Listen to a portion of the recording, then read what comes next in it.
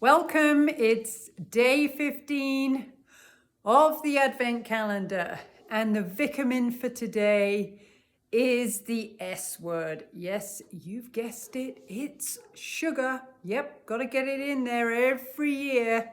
But before I talk about sugar, I just wanted to do a quick plug because I was featured on a podcast that is called Life After Sugar. And I think it's going to be published on Boxing Day, which for those Americans amongst us is December the 26th. So when it does come out, I will be putting a little link to it on my Facebook page and my YouTube channel, so you guys can listen to Vic talking about life after sugar.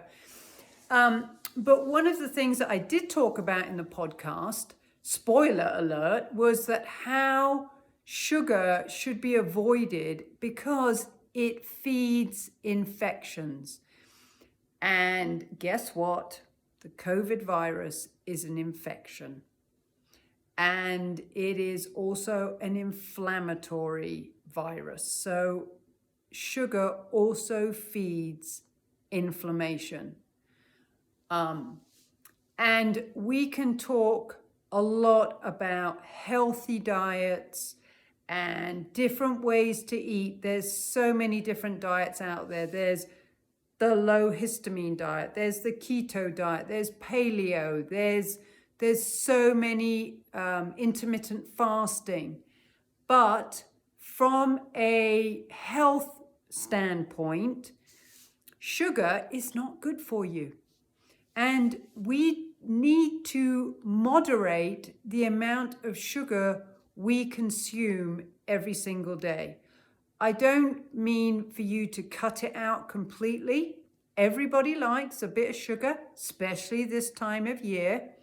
But understand that when you do eat it or consume it, and it is hidden in so many different foods, that's why I often talk about label reading.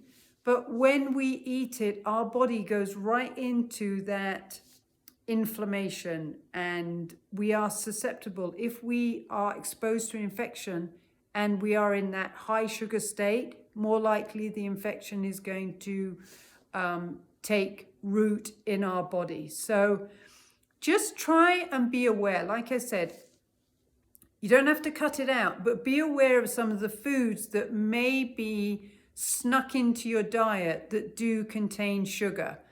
And remember to try and limit the amount that you have every day. And I'm thinking it's something like 6 grams, brain fog. But a high sugary breakfast, that's your daily allowance of sugar. Or a yogurt, that's your daily allowance of sugar. So just be aware of the sugar content of foods, and also be aware that by consuming it, you are making yourself a little bit more susceptible to the flus, the colds, and the other awful lurgies that are going around right now. So thanks for joining me. The Vik-a-min once again, sugar. Life After Sugar podcast will be coming out Boxing Day, and I'll be seeing you tomorrow.